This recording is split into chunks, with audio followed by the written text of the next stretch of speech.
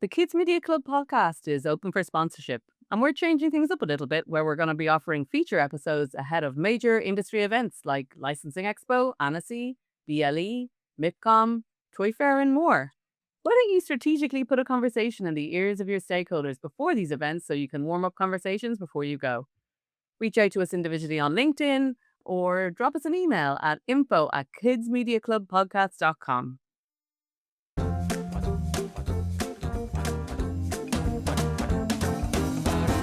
Hello and welcome to another episode of the Kids Media Club podcast. I'm Andy Williams. I'm Jo Redfern, and who have we got joining us today, Emily? Hey guys, I'm very excited today because we're going to be talking to Halle Stanford. Halle, you're very welcome to the show. Would you mind introducing yourself? Hello, Halle Stanford. Been working in children's media for almost 30 years. I've had the privilege of most of my career working as a producer and creator for the Jim Henson Company for about 27 years. I still am, but I branched off to start my own company, Seven Crow Stories, and doing everything from preschool to primetime content and celebrating awe and human connection and magic and imagination. So that is a quick summary of me. And I live in Los Angeles and Woodland Hills. I have 2 boys, 3 dogs, 2 cats, and an amazing husband. The end. Hey, where do we get that last one? No, I'm joking. Let's not go there. This is not a self-help, but some of those self-help podcasts.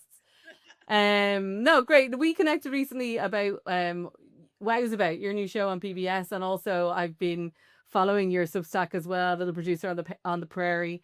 So we can get into that in a little bit. But Wowsabout, it's a new special on PBS. It's kind of one of the first times we're seeing something new like this from Henson in a while, right? Yes, definitely. To be able to do a new preschool puppet show in the marketplace was really thrilling and exciting. And we kind of went OG. We went back to some hard puppet comedy. So it's been a lot of fun to. And so it's a one-off special that is running at the moment on PBS, right? Yeah, it's running on PBS Kids. The special is about a guitar-playing hedgehog, a tree-loving pig, Roxy and Ronald, out to see the wows of the world. And in this particular special, it is Roxy and Ronald meeting at Sequoia National Park when they're both out to go have a great outdoor adventure. Ronald wants to earn his Junior Ranger badge. Roxy wants to write a song and honor her grandma, who had visited before and loved it, and then they meet each other. It's kind of their meet cute, but a big celebration of the national parks and particularly the heart of it all, awe. It's really the first preschool series that celebrates the emotion of awe. So it's very exciting. Yes, it's exceeded all expectations on PBS Kids as a special, and then the hope is to continue it as a franchise and a series. Love that. I love the idea that awe can be at the very core. This emotional state can be at the very core of a story. But tell us a little bit about that. How do you evolve it from a theme into a story and a narrative? And I mean, puppets is genius because there's no better way to inspire awe in little ones than puppets. But talk us through the research and then how you evolve that creatively into the content. I'm excited to. I first want to ask you guys a question though, because awe is so amazing. Like, what inspired you when you were a kid? What kind of awe inspired you? Can you think of something? I can think that like I thought bridges on the freeway I thought they were magical and I would make wishes under them. So was there something that you can remember? It was Inspired. watching gymnasts at the Olympics for me as a girl. The things that they could do on the bars when they were flipping and doing somersaults and recatching on the bars. That's what got me into gymnastics as a girl. Yeah, that was awe-inspiring. I didn't know you did gymnastics as a girl, Joe. Yeah. We still do an old cartwheel. Yeah, I suppose maybe similar. Like I was a pony girl, right? Like I was into horses and their majesty and their beauty and their personalities as well. But I also find that like I live in Dublin, right? And we've got the mountains, we've got the sea. Maybe it's not quite LA standard, but it is really beautiful. And that is something I loved when I was a kid. It's something when I returned to Dublin from London, it's something that just gives me space in my mind. Yeah, I think for me it was probably I was kind of raised in Brazil at a very young age, and then we ended up flying back to the UK. And I think the idea of just being able to get on a plane and go somewhere completely different was quite awe-inspiring. Yeah, we swapped Brazil for Benfleet, which, if you know Benfleet, Just like Brazil. I'm not sure. I'm not sure what the trade-off was like, really. May not have been awe when you got there. No, I'm sure it Yeah, was. no, that could be fair. No offense to Benfleet. I love hearing. So you can see that awe is like so varied, right? Mhm. In all of your experiences and how it inspired all of you and continues to like kind of, as Emily said, like goes to her safe space when she's still accessing it. And so, the thing about awe is that it has so many benefits. But it is that feeling that makes you feel small but a part of something bigger, which is wonderful. And but it does all these scientific things, and I'll tell you more about it, because I know you want to talk about the process and how I arrived there. But I just love that it makes you want to be more generous, more connected to the world. It makes you feel less polarized. So conflict becomes sort of like dissipates. And kids recognize awe all the time. They can name it. They're in that awe state. And it's just wonderful. So I'll tell you how I came up with it. It really came from so it's not just a theme, it's like the DNA of the show, right? It's how I built up the whole show. But one of the things that I do when I think about preschool programming is I think about what the modern child needs to thrive and their parents. So I kind of start there. And I also start with first friends. I think that preschoolers, you have to create the best characters of all to play with. So I was really thinking during the pandemic, I was listening to a lot of panels, podcasts from scientists, parents, and I was listening to one on climate hope. And it was apparent that what parents needed desperately was some climate hope and how to talk to their kids about it. And so I was thinking, wow, how can we create a show that inspires kids to care for the planet, but also each other? So that was kind of in the back of my mind, just to put that out there to you. And then I was inspired driving through the Topanga Canyon. It's so beautiful. Hopefully one day you'll all get to drive through it. And I suddenly had the idea. I'm like, I got it. It's a little hedgehog in pink hiking boots with a guitar on her back. I think I was listening to Dolly Parton, and she is out to see the wows of the world. She's out there like little kids just exploring. So that idea stuck around in my head, and I was like, I've got the first friend.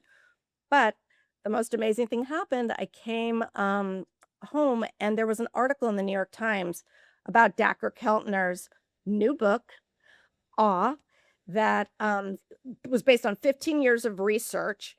And basically, when I was reading the article, it was all about how science confirmed that awe is the thing that will connect us to the planet and one another. I was like, oh my gosh, this is exactly what I'm looking for. So it was there. So bringing it together is what I knew would help build something that felt fresh and relevant and timely. I mean, we were ahead of the game, like awe. Now you can see there's this big awe movement, like awe is on the tips of, all teachers' tongues. Jonathan Haidt cites it in his studies as, the solution for the screen addicted generation. But at that time, his book had just come out. So it was very unfamiliar to everyone, but it just resonated so strongly. And the deeper that I got into it, the more I knew that this was the curriculum that we could build a bigger series from: the characters, the story engine, the plot. And I'll just stop right there because I could talk forever about this topic. No, but it is interesting, and I've read around it where, as I said, the antidote to anxiety, it's not obviously, mental health issues are not that simple, but there have been studies to show that people with PTSD who regularly are regularly in the outdoors, because their experience is tied to all that, they seem to see an improvement in that. So yeah, it's 100%. Yeah. And they also Dacher studied people coming out of prison being, Yes. rehabilitating, and how awe really transformed. They did an outdoor program with them, which I Yes. thought was wonderful, and how it really just had such a profound effect on their really re-entry into the world and their relationship with the world and one another, and inspired them. So very exciting. I think that once the book came out, it became a bestseller. Yes, it is a bestseller now. It's like been said, like, this is a must read, by the Library Journal.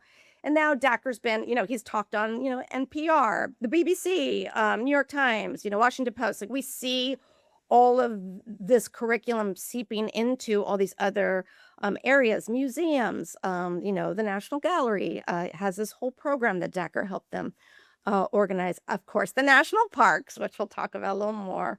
But he even presented to the Dalai Lama his research and findings. So, it's just like, I feel like for us, and I'll tell you what Dacker said about Wowsabout, to be able to take this research and put it into a series for children and their young families to like absorb and take and help build, it be a building block, not only in their entertainment and storytelling experience, but just in their lives. It's a real privilege. It's been great. Dacker actually said to me, he said, this is one of the greatest accomplishments of my career. And I was like, what? He's like, no, it's like we do all this research and we want to put it out in the world. And now he said this to me when we were at the premiere. We were in a premiere for Wowsabout. There's like 1,800 kids and parents. And he was like, here it is. Look, they're cheering, they're happy, they're experiencing it. So I think we've done right by him, but there's still so much to learn about awe. And hopefully this series, we'll see how PBS works with us with the research, but there's not been a lot of research done on children and awe. So hopefully this will, be the first that we can use as well. And do you think there's a quality? Do you think there's a quality to puppets that make them perfect for communicating awe to kids? Because I always think that there's just something very powerful about puppets. That way that it combines original characters with the spontaneity of live action. Yeah, I think so. I have to say that like one of the reasons we chose puppets for Wowsabout was that I wanted to be out in the real world, right? We wanted to experience awe in the real world. I mean, and by the way, I love animation, but just to imagine showing the awe of the world in animation just didn't feel like enough. And I had worked on I executive produced Fraggle Rock, and I was doing this segment called Uncle Traveling Matt. He goes around the world. And when we were in Mexico City and in Seoul, I was like, this is so beautiful. We are out like in the most gorgeous places in the world. Let's do this more. Let's figure out, a show that can take advantage of this. So the puppets are perfect for that. And I think to engage young children, could we have had hosts, like live action human hosts? Yeah, but to have it done with these characters who are fantastical and hilarious and outrageous and seeing it from the animal's point of view, looking at the world from the wild way, was really key. But here's the thing I love about puppets. I could talk about puppets forever. The thing about puppets is that the audience that's watching gets to be part of the magic. Children, like they believe it's there, but we all get to say, oh, that's like, I'm going to say, yes, Kermit the Frog is riding a bike. I agree. So we're part of that magic. And so that's awe-inspiring that you get to be part of this, like this art form that's unfolding before your eyes. But listen, Roxy and Ronald on Wowsabout, I've seen them talk to children where the puppeteers are right there. There's children in the special. Kids are eyes locked on the puppets. They're locked on. They're like, that's Roxy, that's Ronald. And it brings them such joy. It is, and we have great puppeteers. Doreen Davies, she's my partner. She plays Roxy. I call her the Amy Poehler of puppeteers. And Johnny Tartaglia, who is, legendary comedian. They're the best. So the improv they can do, and they have such big hearts. They love children. I think it just makes it that much more special. In the show, they talk to kids about awe. Those kids in our special, they're not actors. They were actually in the Sequoia National Forest with us, looking at these giant trees. And everything we asked them was unprompted. They were saying, oh, I have goosebumps, or they wanted to tell Roxy and Ronald, all kinds of stories. And one of the girls wanted to sing Les Miserables with Ronald. It was great. We were like, we don't have the rights for that. Adorable. I know, but I have the footage and it's adorable. So I just think that like, it's they're so awe-inspiring anyway. It's the perfect, medium to bring it to life. But also I love puppets. My first awe-inspiring experience, in the movie theater, I remember it. It was seeing Kermit the Frog, like playing the banjo, singing Rainbow Connection. I was like, Kermit's real. Like that's what I remember thinking.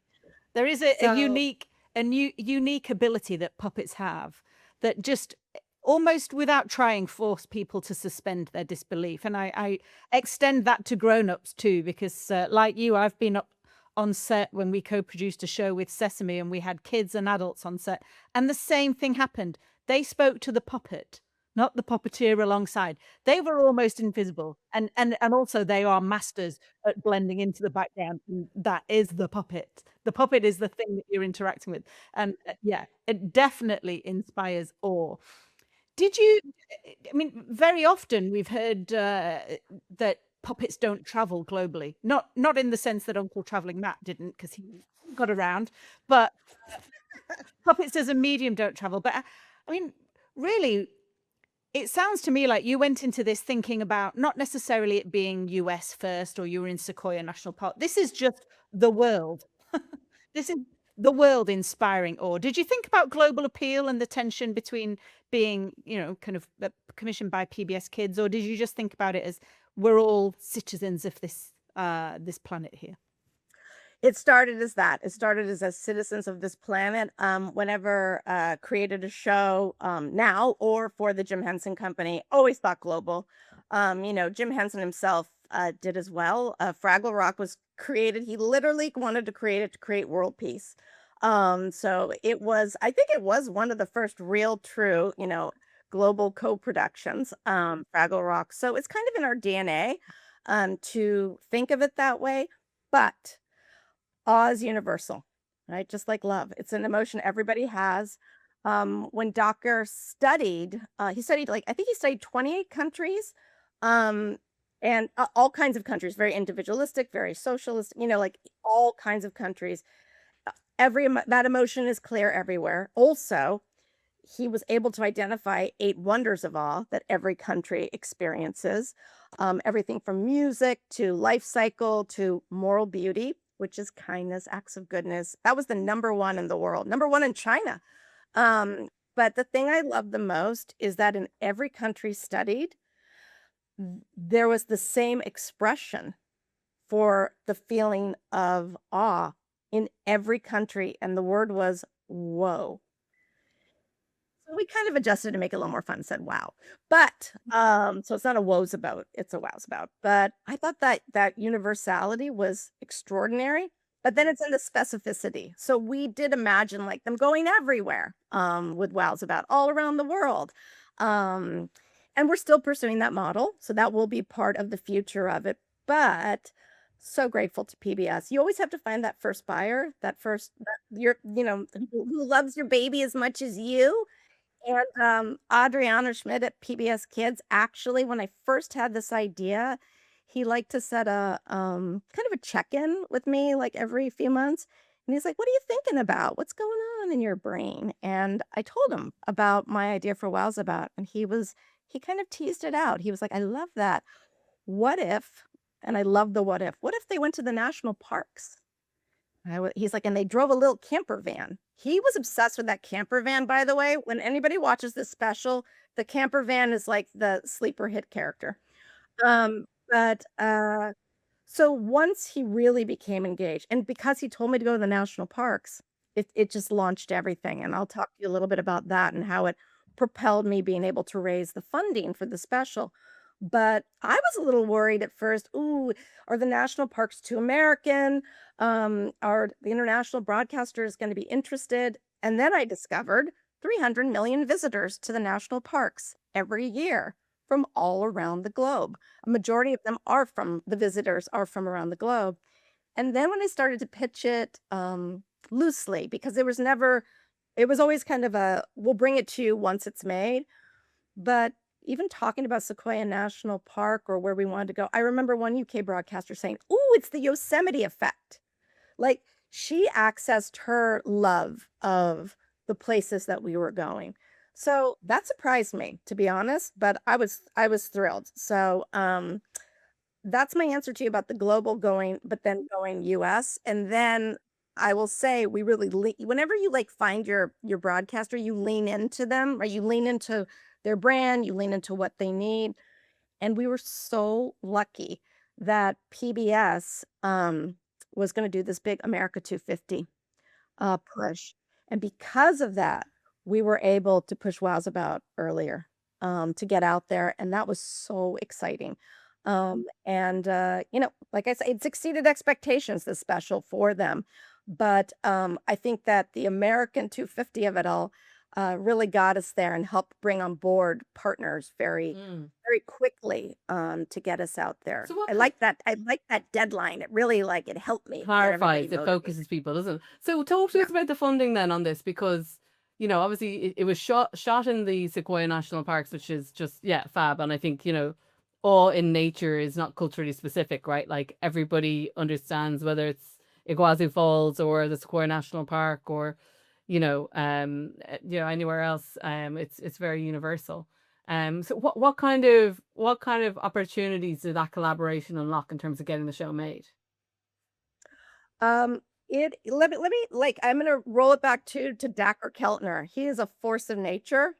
And one of the things I have learned, because I know you would like me to give some advice to producers out there, find your Dacker. Find that credibility and passion, that expert, because having Dacker on my team did more than any deck could. I just want to say that, like, we had a very clean and clear mission. And so to be able to bring him to funders to discuss what we were trying to do, and he had the data, right? We had the data that this would have a profound effect on children and their families. It really helped. But it was not a traditional model. It wasn't a traditional commission. I feel like I had to make a coalition. Like, I'm like, everybody get, I was like Dorothy, like gathering my Dacker, my Scarecrow, Dorian, my Hedgehog, we were, and then we got PBS. PBS covers around a third of the budget traditionally. As you know, CPB it was defunded, so that we were never part of that. We were already building it independently, so we weren't dependent on that. So it gave us the ability, in a wonderful way, PBS as well, to afford more creative control of who we were going to go out to. I mean, it always has to be approved who we bring on board, but it just gave us an opportunity to be more flexible and scrappy and letting us go out there.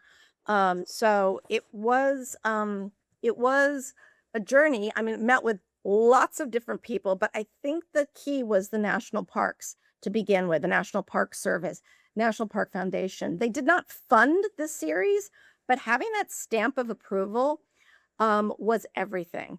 And thinking about it taking place, half of the series in the parks, and parks are so varied as well, everything from monuments to the ocean. So I think having that partner in the National Park Service was key. And so as we were going around discussing funding with different broadcasters, what we realized was, wow, and we brought on board the Gambrell Foundation eventually. Amazing group. Their whole initiative is to just, build community through awe and kindness in the world. So we were very aligned with them. But as we went around, we realized, oh, we have enough that we could actually shoot a special. It was something unique that I pitched it to PBS, and our funder said yes.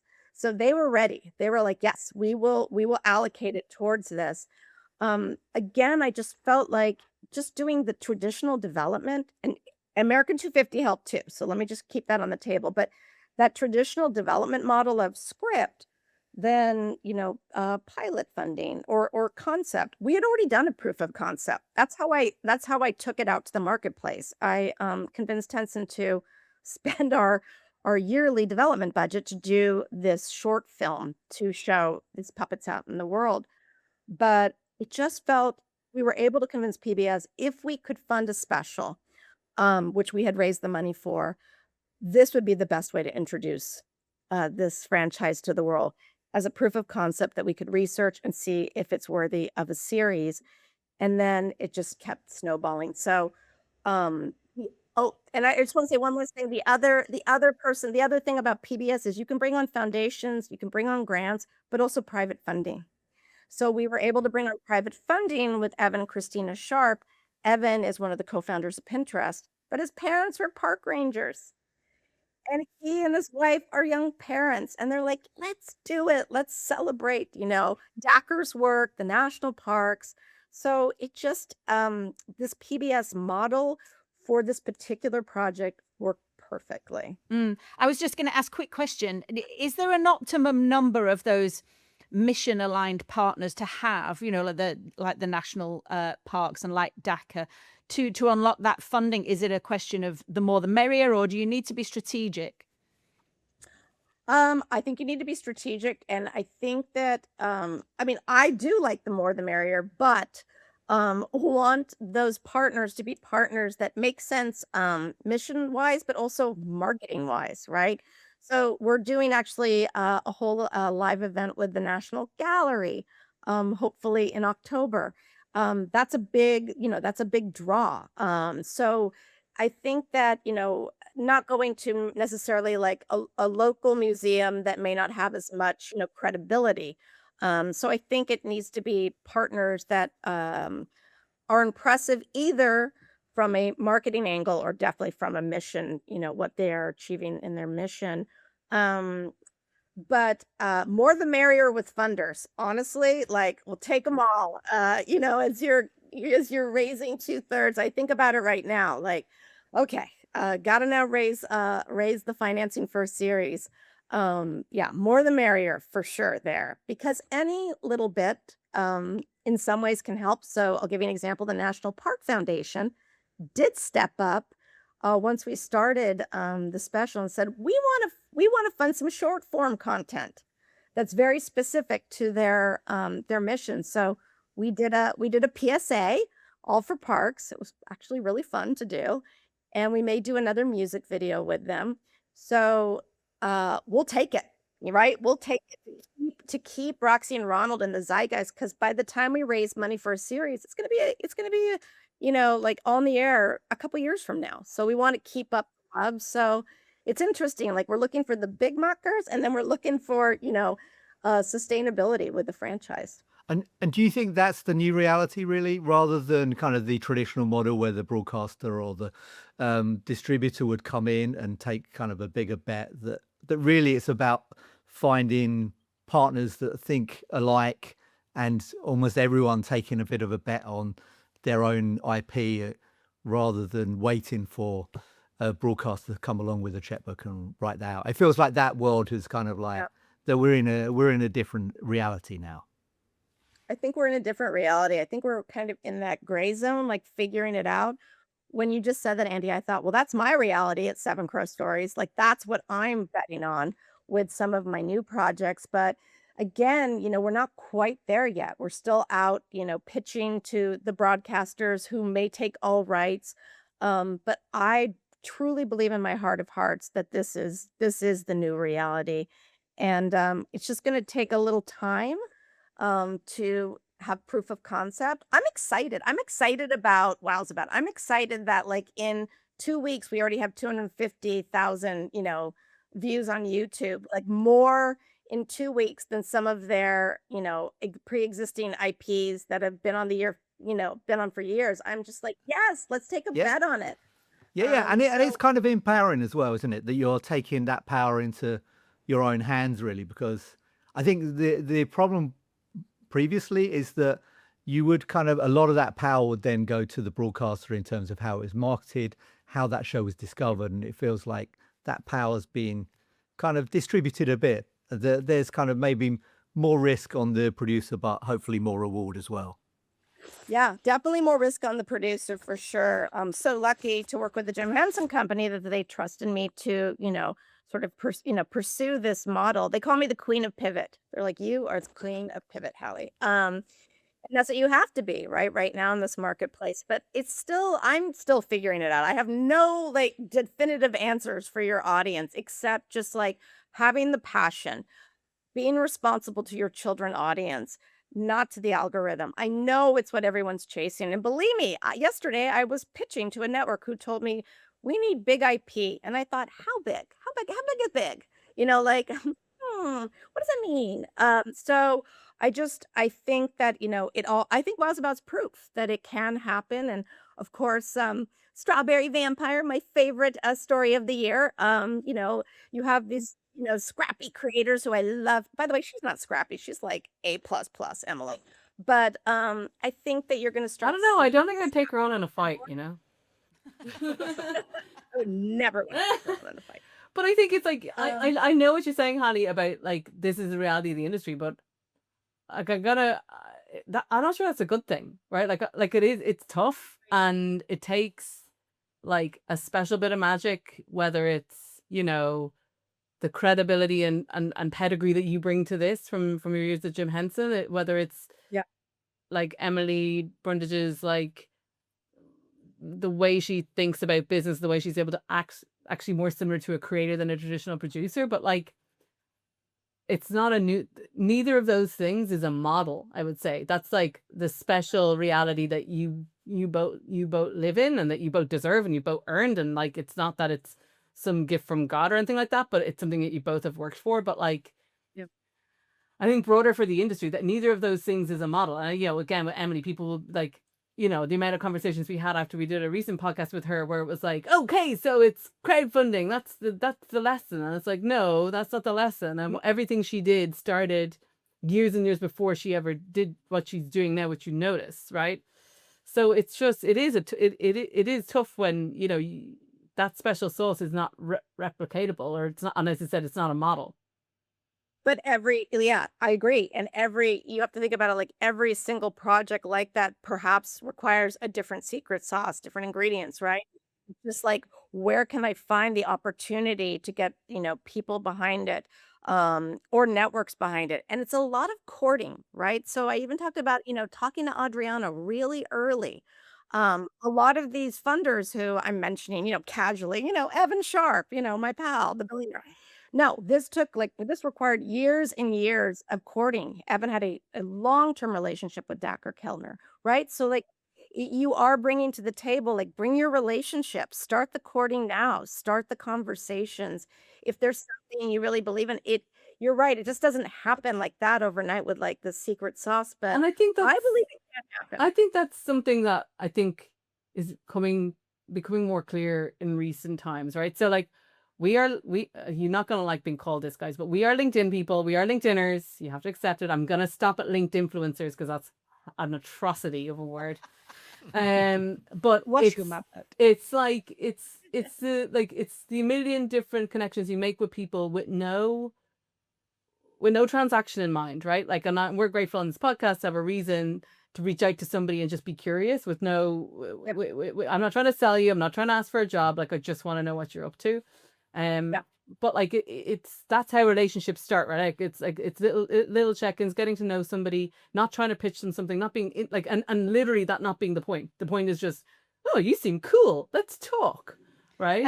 And to your point, Halle, that's the way the industry is at the moment. Every single way of funding, financing, that patchwork is put together in a different way. As you said, Emily Brundage's model will be different to yours. It will be different to the next creators. That's the way that it is at this moment in time, which means that, yeah, you need to be open. You need to work together. You need to collaborate. You need to negotiate. You need to, sit down over a bottle of wine and decide who's doing what and how you're going to divide and conquer. I mean, this is the way that stuff gets made, and there is no standard rule playbook, as they say, for doing it.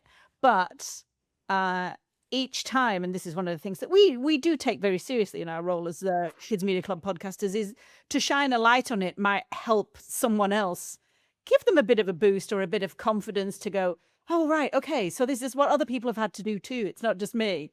I'm going to keep absolutely. on. But it's also a little bit about that kind of move on from like what we've talked about with Kids Screen and stuff like that. Like, going to a massive conference like that and doing a speed pitch is not going to get your show made. Do you know what I mean? Going to going to a conference like that and like happen to standing next to the person next to you at the bar and just being genuinely interested in what they are for no other reason than you care about the industry is something that is a way of starting a relationship that can lead to other things. But if you go there, like the other way they're called markets, right? Like that's actually the antithesis of getting business done, is of treating it like a market where you're selling something, because it doesn't get you down the road. How have you maintained your determination, Halle? How have you How have you kept up the motivation, the momentum, the energy when things seem to be working against you? Well, I'm a joyful human being, as you can tell. I love what I do. I love children's media. I love it with all of my heart and soul. I always knew that's what I wanted to do when I was a little girl.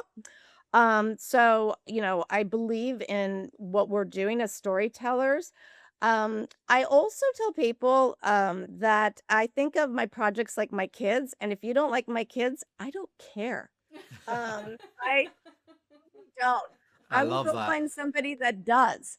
I love that. Having said that, sometimes you have to put your kids over here. You're like, okay, this is just not your time, and that's fine. But like everything I work on is my dream project, right? So um, I will not be deterred, but sometimes I know when to stop. I do. I'm like, okay, we're just gonna put this. I call it you remember the island of lost toys and Santa Claus is coming to. It's my island of lost pitches. They all live there and one day they'll return. But so I definitely like I don't necessarily take no for an answer, but also I really listen.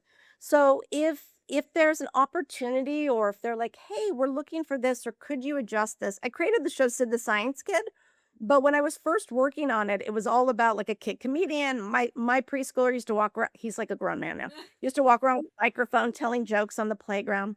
And then Linda Saminsky called and said, "Do you have a science show?" And I was like, "Yes, I can have a science show." But I was able to take Sid and really turn it into something, the first STEM preschool series. So I listen, and I think that flexible in that way, and I think that that can keep your spirits up and keep you innovating constantly, as opposed to feeling very rigid in your one idea. So that's another way I just sort of keep up the energy and and I also I cared deeply about the audience. So that's the other thing. When the networks are saying, we're looking for big IP, I'm not thinking about that. I'm thinking, what do kids need? What do moms need? And they keep me energized. Our audience keeps me really positive. When I see little kids excited about Wowsabout, I lose my mind. Yeah. Um, And come here, what do you say to the folks who say that puppets don't travel? What do you oh, agree, or do you have like, I have a feeling you're gonna great. have a firm point of view on this. I have a very firm point of view. Of course, you guys know I do. I call it the great puppet prejudice that has no data behind it. Meaning that based on a few shows that haven't landed, it becomes this generalization. It reminds me of when a few years ago, broadcasters will say, preschoolers don't like 2D animation. And then along comes Bluey. So the problem with puppets is there's not as many puppet series as there is animation. So you can point to the shows that didn't succeed, right? I believe me, I've heard in France countless times how Sesame Street did not work. That doesn't mean that they couldn't create a puppet series that does for their audiences. But the other thing is, I just feel like a lot of it's particularly international. I think it's because a lot of the shows that are done with puppetry internationally, very local. The puppeteering and puppets are of a certain level that maybe aren't as premium as maybe some of the series that we've done at Henson or Fred Rogers or Sesame Workshop. So I think maybe there's that too that they look at.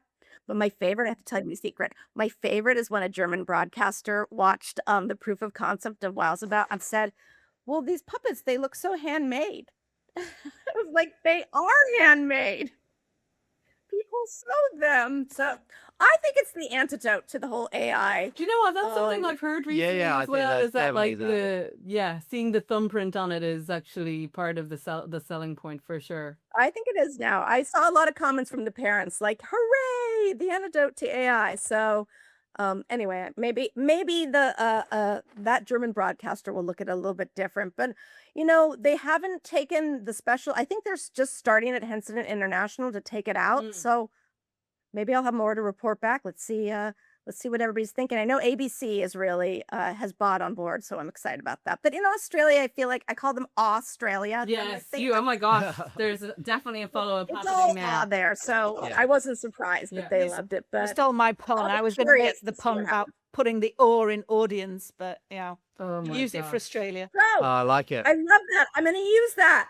Oh gosh. Okay. Use that now. You're going to hear me say things like Okay, that. Or listen, type the it. puns are happening, you guys. I'm calling time on this interview. We're not going to Pun Town. Puppets have puns. It's a natural thing. Oh, listen, yeah. If you work in kids media, puns are your life. We all know this. But come here, listen. Thanks so much for talking to us, Halle, and sharing your experience with us. We really appreciated it. Thank you. Oh, thank you for And having me keep so doing what much, you're doing. and, It's so very important. I am awe-inspired myself, so thank Yeah. you. That's awesome. Okay, Andy, do you want to do the sign off, Andy? Yeah, I'll do the sign off. I was going to say thank you for an awe-inspiring conversation, but Joe beat me to that pun there. You guys, you're cancelled. Yes. Stick with the script. Okay, I'll stay with the script. So, hope you guys enjoyed listening. Please like and subscribe wherever you get your podcasts, and we will see you all next week.